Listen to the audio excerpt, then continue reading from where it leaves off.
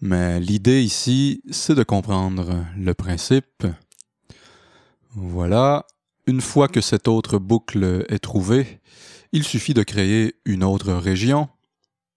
Retenons le mouvement de l'onde à la fin de la boucle et en suivant le même principe ensuite, nous allons à la jonction entre la sonorité I de Wish et la sonorité Sh de Wish, toujours. Et il suffit de positionner un marqueur à la bonne place en fonction du mouvement de sortie de l'onde sur la boucle précédente. Et il en va de même pour le reste de la ligne vocale. Une fois ces locateurs de région et ces marqueurs en place, il faut créer d'autres marqueurs de région. Faisons le travail sur le début de l'onde pour que vous puissiez comprendre. La toute première section de l'onde ici doit aussi être paramétrée en tant que région. Il suffit de la mettre en surbrillance en double-cliquant n'importe où dans cette section. Ensuite, on appuie sur R. Une nouvelle région est insérée. Revenons momentanément sur le graphique pour comprendre ce que l'on fait là. Ici, il s'agit de créer des marqueurs de région pour toutes les zones qui ne sont pas en rouge ou en gris, soit ici, ici et là. Revenons à SoundForge. La première section de l'onde que l'on conserve est bien paramétrée en région. Maintenant, passons à l'autre qui se situe juste à droite du marqueur orange. On clique dans cette zone et ensuite, avec un clic droit, il faut effacer le marqueur orange et en appuyant sur R, on crée un marqueur de région à la place. Il faut donc faire tout ce travail aussi pour encadrer par des régions les passages qui ne seront pas touchés par notre traitement vocal. J'ai déjà paramétré une session SoundForge complète en ayant effectué tout le travail. À ce stade, on peut déjà comprendre qu'il faut s'armer de patience si on souhaite le faire sur tout un morceau de 5 minutes, par exemple. Voilà, ici toutes les régions sont bien en place. Il suffit ensuite de les exporter. Nous allons dans le menu Tools et ensuite dans Extract Regions. Sur la fenêtre d'exportation qui apparaît, je vous invite ici à décocher l'option Use Long File Name. En décochant cette option, vos noms de fichiers seront moins longs et encombrants. Il est important aussi pour bien se retrouver ensuite d'inscrire le chiffre 1 dans Start File Counter Index. Sinon, le premier marqueur de région aura le nom 0, ce qui peut être confondant ensuite. Il faut évidemment choisir un répertoire de destination et cliquer sur Extract, ce que j'avais déjà fait là préalablement. Ce dossier contient donc ici toutes nos régions séparées en samples indépendants. Maintenant, ouvrons un projet vierge dans Cubase ou avec votre séquenceur audio favori.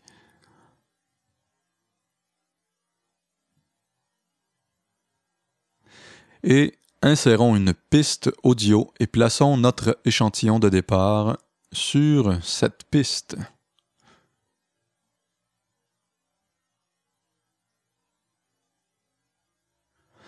Assurons-nous avec le métronome que c'est bien calé.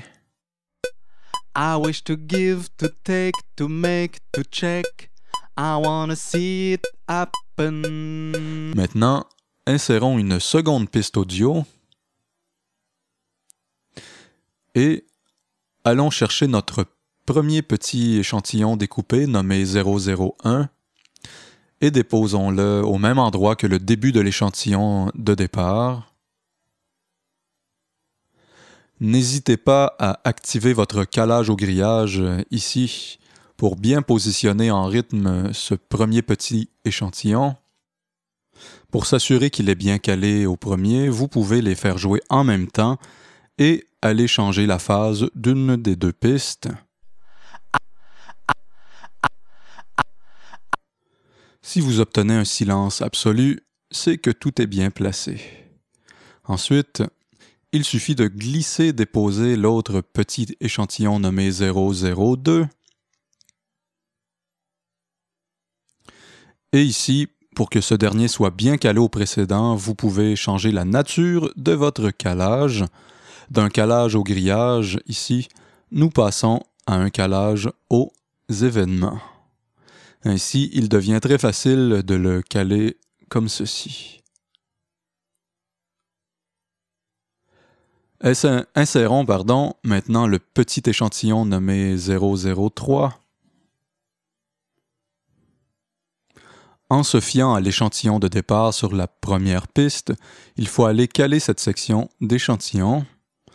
Pour ce faire, il faut être attentif au dessin de l'onde et repérer des éléments distinctifs. Juste pour mal faire ici, pour ce premier échantillon particulièrement, l'exercice est un peu plus difficile, mais pas insurmontable, loin de là. Pour avoir fait là tout le travail, je vous assure que cet échantillon qui a été le plus difficile à caler. Les autres ensuite là, possèdent des caractéristiques visuelles offrant des repères beaucoup plus clairs et faciles à déduire.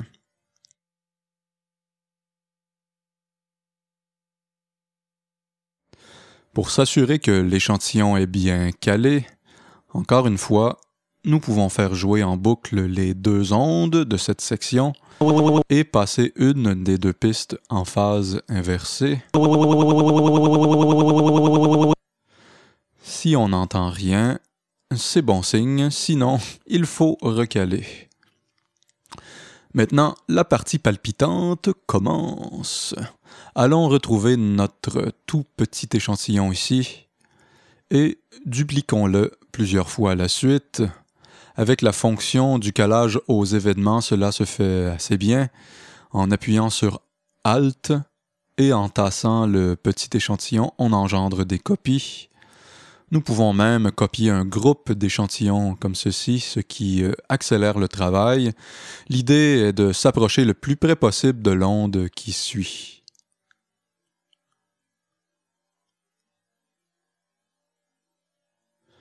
Il est très rare que l'on va arriver là à la coche, directement à la jonction de l'onde qui suit.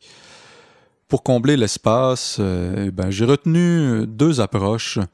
Il ne faut pas avoir peur de les essayer à chaque fois pour savoir laquelle convient le mieux là, à chaque section que l'on traite. D'une part, nous pouvons tout simplement aller coller l'onde de droite sur l'onde de gauche comme ceci. Quelquefois, la transition se fait à merveille d'une onde à l'autre de cette façon, étant donné que nous avons pris soin en amont avec SoundForge de veiller à ce que le dessin de la courbe de nos petites boucles d'échantillons soit complémentaire au dessin du début là, des ondes qui succèdent. Il faut savoir qu'en faisant cela, on décale aussi la temporalité de l'onde, mais il va sans dire que nous sommes ici là dans l'infiniment petit, alors le changement temporel peut ne pas transparaître du tout. Enfin, à vous de voir. Pour l'avoir expérimenté, cette section de la phrase requiert l'autre technique. Il s'agit d'insérer une autre petite boucle d'échantillon en la faisant se chevaucher avec le reste de l'onde. Ensuite, en appuyant sur Shift, on sélectionne le reste de l'onde et cette dernière petite boucle d'échantillon, et ensuite on appuie sur X pour générer un crossfade, autrement dit un fondu d'entrée et de sortie simultané, ce qui permet quelquefois d'obtenir une meilleure jonction. Mais cela n'est pas toujours le cas, il faut donc à chaque fois tester les deux méthodes. Écoutons maintenant le rendu. Et oui, tout ce temps pour si peu d'audio. Continuons un peu le travail. Allons chercher notre petit échantillon nommé 004 et insérons-le à la suite.